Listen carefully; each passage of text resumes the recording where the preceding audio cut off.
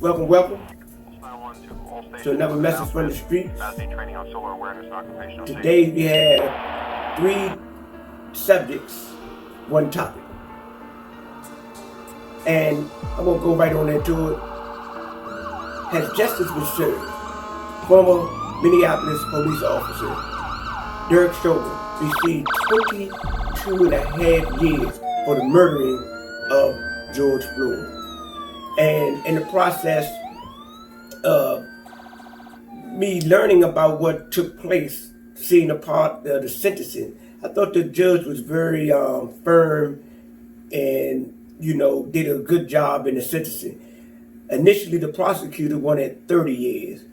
So 22 and a half from 30 is not that bad. Yet there's some technical parts of this sentencing that you may not be aware of. I'm not totally aware of it, but I'm just speculating because I am aware of how the judiciary system works in certain areas.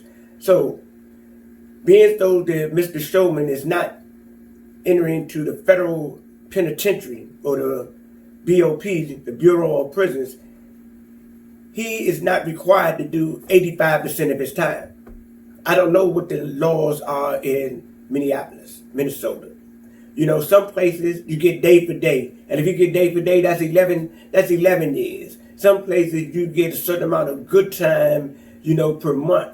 In DC back in the day, you used to get 5 days a month.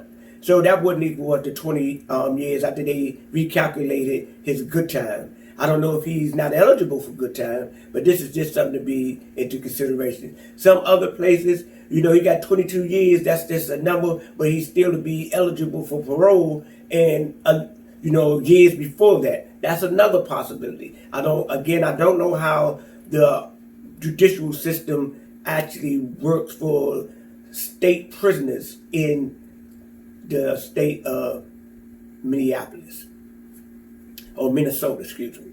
So going forward, we have an incident that took place in Paterson, New Jersey on May the 26th, 2021. 1 year and 1 day after George Floyd being murdered. Spencer Finch, a police officer that had been reprimanded several times through his 13-year career for excessive force. This gentleman, this man, this individual, let me just tell you, this swine, he has cost the state of New Jersey $600,000 in a lawsuit and still had his job. And on the 26th of May, 2021, he was dispatched to a scene. There was a domestic dispute. And in this domestic dispute, camera footage showed excessive force, actually a brutalization of a citizen that was not in resistance. The citizen did make some remarks and statements, but physically he did not do anything to threaten Mr. Finch's life. But Mr. Finch had made a report, falsified some information, and he would have got away with it. Yet, another officer had a body cam on, which Mr. Finch had a body cam on, that he turned off and justified why he turned it off. So the whole incident was on the body cam of the other officer. Mr. Finch went up and just attacked this man brutally. Yes, he was a so-called black man, so-called African American. And then after brutally attacking him, after they got him in a position where though they had him under, they subdued him, Mr. Finch felt it necessary to come up and knee this citizen in the face viciously while his children was watching. It was a terrible scene. The children, you could hear them crying in the background. The gentleman's significant others or his children's mothers, she's crying and pleading with the police.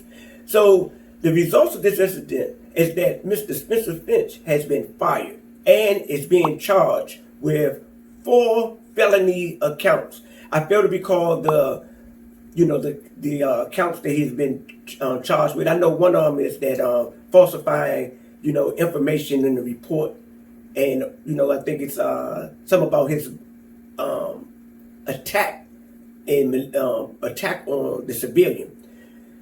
Okay, now this is the most important one. Which all previous ones were important as well, topics. But in the state of Ohio, legislators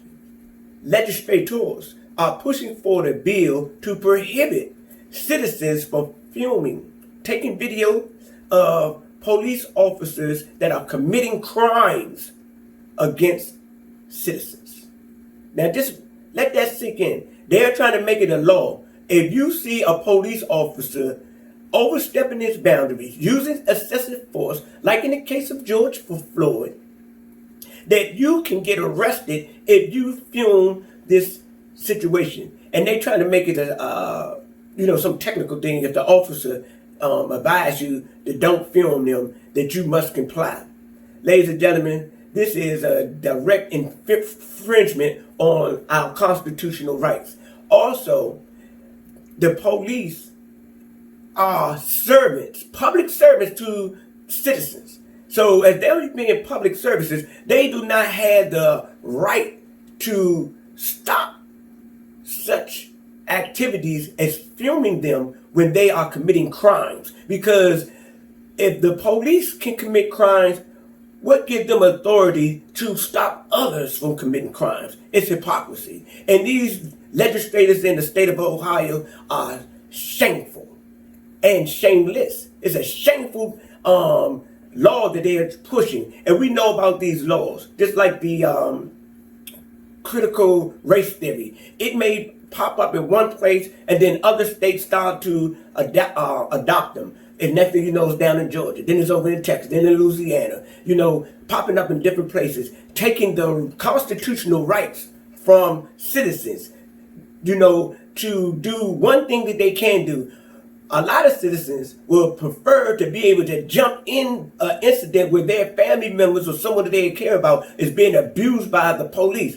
Yet, because we have this technology, now we can take video coverage of activities that we consider to be unlawful by the law enforcement agencies. Ladies and gentlemen, people need to go to the polls if it's possible to vote against these legislation. Or is this one of these bills that they just go and pass when the people are sleeping and don't have no say-so about it? And if that is so, this must change, because this is a dictatorship type of operation when the government in any state or overall government can present such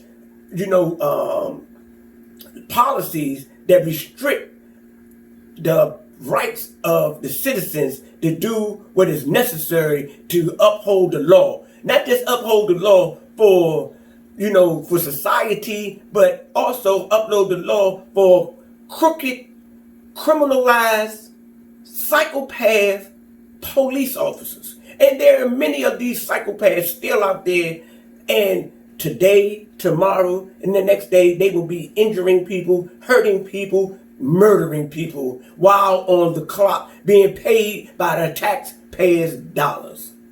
Ladies and gentlemen, I know I have come to my time limit, and I just want to recap. Derek Chauvin, sentenced to 22 and a half years. Do some research on that, look at some videos, read some news articles, and get a better understanding of what's going on. Then we have Officer Spencer Finch in New Jersey using excessive force, lying, attacking a citizen, brutalizing them. Possibly this guy is a white supremacist, so-called white supremacist. I didn't mention that during his 13-year career, he did have at least 4 federal cases of excessive force used against him. Look into that. Get your own perspective. I'm just bringing the information to you. And then the Ohio lawmakers and their criminal activities behind the legislative branch of the government to bring forth policies and laws that will strip the everyday citizens of our constitutional rights. These devils must be stopped. May they be in Ohio, California, New Jersey, Washington, D.C. Injustice anywhere is injustice everywhere. That's a quote from Brother Minister Reverend Martin Luther King. Peace, love, and grace and goodwill to all mankind. Praise him that raised him. Peace.